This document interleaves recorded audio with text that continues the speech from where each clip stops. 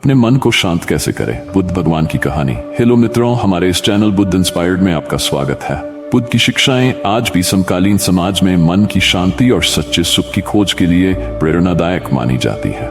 गौतम बुद्ध, जिनका जन्म 563 ईसा पूर्व में लुम्बिनी में हुआ था, ने अपने जीवन के माध्यम से ये दिखाया कि कैसे बाहरी दुनिया की इच्छाओं और समस्याओं से मुक्त होकर आंतरिक शांति प्राप्त की जा सकती है।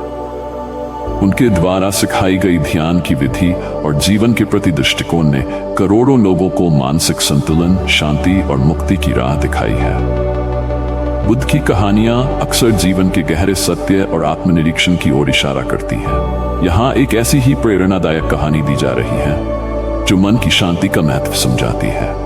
गौतम बुद्ध अपने शिष्यों के साथ एक गांव में प्रवास कर रहे थे। बुद्ध के ज्ञान और उनकी शिक्षाओं के बारे में सुनकर गांव के कई लोग उनसे मिलने आते और उनकी शिक्षाओं को सुनते। लेकिन उसी गांव में एक व्यक्ति था जिसे बुद्ध की शिक्षाओं से कोई लगाव नहीं था। वह उन्हें एक ढोंगी समझता था और बुद्ध के प्रति घृणा और क्रोध से भरा हुआ था। एक दिन वह क्रोधित से बुद्ध के पास गया और उन्हें अपशब्द कहने लगा। वह बुद्ध के सामने खड़ा होकर उन्हें बेइज्जत करने की कोशिश कर रहा था। उसकी आवाज ऊंची हो गई, उसका चेहरा लाल हो गया और वह बुद्ध को बार बार बुरा भला कहता रहा। बुद्ध शांतिपूर्वक उसकी बातें सुनते रहे, बिना किसी प्रतिक्रिया के। उन्होंने न तो उस व्यक्ति को रोका और नहीं कुछ कहा।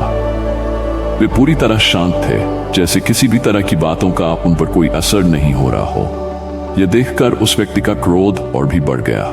उसने और भी बुरी बातें कहना शुरू कर दिया, लेकिन बुद्ध की शांति देखकर अंततः थक गया और चुप हो गया। जब वह थक कर शांत हुआ, बुद्ध ने धीरे से उससे पूछा, यदि तुम किसी को एक उपहार देना चाहो और वह व्यक्ति उसे स्वीकार न करे, तो वह उपहार किसके पास रह जाएगा? उस व्यक्ति ने कुछ क्षण सोचा और उत्तर दिया, यदि कोई उपहार स्वीकार नहीं करता, तो वह उपहार उसके पास ही रहेगा जिसने उसे देने की कोशिश की थी। बुद्ध मुस्कुराए और बोले, ठीक वैसे ही जब तुम मुझे अपशब्द कह रहे थे और क्रोधित हो रहे थे, तो मैं तुम्हारे गुस्से और शब्दों को स्वीकार नहीं कर रहा था। इसलिए यह सारा क्रोध और नकारात्मकता तुम्हारे पास ही रह गई। यह सुनकर वह व्यक्ति चौंक गया। उसे यह समझ में आने लगा कि वह अपने ही क्रोध से परेशान हो रहा था, जबकि बुद्ध पूरी तरह से शांत और स्थिर थे। बुद्ध ने उसे समझाया कि क्रोध किसी और को नुकसान पहुंचाने से पहले खुद को ही जला देता है।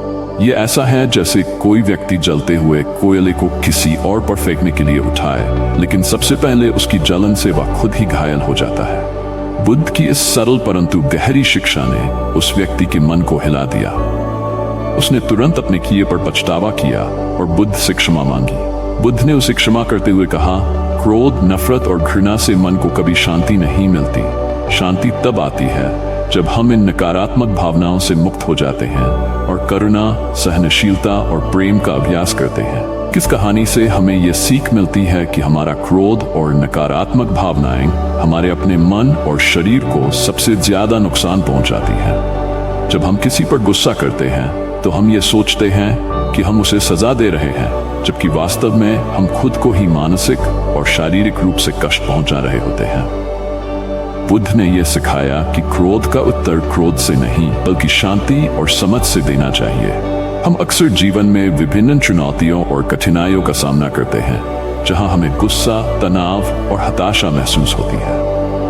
लेकिन अगर हम बुद्ध की इस कहानी से मिली शिक्षा को अपनाएं, तो हम ये समझ सकते हैं कि इन भावनाओं से मुक्त होकर ही हम सच्ची शांति प्राप्त कर सकते हैं। इस कहानी का एक और महत्वपूर्ण पहलू यह है कि हम कैसे दूसरों की नकारात्मकता से प्रभावित होते हैं। अगर हम दूसरों के अपशब्दों या क्रोध को अपने ऊपर हावी होने देते हैं, तो हम अपने मन की शांति खो देते हैं। लेकिन अगर हम बुद्ध की तरह शांत और स्थिर रहते हैं, तो नकारात्मकता हमारे भीतर प्रवेश नहीं कर पाती और हम अपनी शांति बनाए रख सकते हैं। बुद्ध की यह शिक्षा हमें सिखाती है कि नकारात्मकता को अपनाने या उसे अपने भीतर जगह देने की कोई आवश्यकता नहीं है।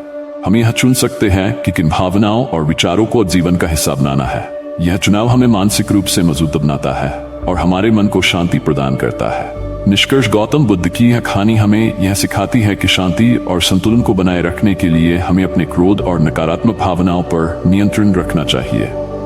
दूसरों के अपशब्दों या बुरी हरकतों का हमारे पर कोई असर तब तक नहीं हो सकता जब तक हम उन्हें स्वीकार नहीं करते। अपने मन की शांति की रक्षा करना हमारे हाथ में है और बुद्ध की शिक्षाएं हमें इसी दिशा में मार्गदर्शन करती हैं। जब हम जीवन में बुद्ध की इस शिक्षा को अपनाते हैं तो हम स्वयं को अधिक शांतिपूर्ण और सुखी व्यक्ति बना सकते हैं।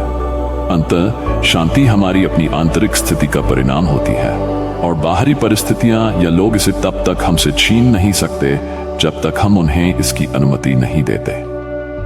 बुद्ध ने इस सरल किंतु प्रभावशाली सत्य को अपने जीवन और शिक्षाओं के माध्यम से प्रस्तुत किया, जो आज भी हमें मन की शांति के मार्ग पर चलने के लिए प्रेरित करता है। हेलो दोस्तों, आपको अपने मन को कैसे शांत करें? कहानी कैसी लगी हमें अपने कमेंट के द्वारा अवश्य बताएं। अगर आपको यह कहानी अच्छी लगी हो तो लाइक शेयर करना ना भूलें और इसी तरह के अन्य कहानी सुनने के लिए हमारे चैनल बुद्ध इंस्पायर्ड को सब्सक्राइब करना ना भूलें।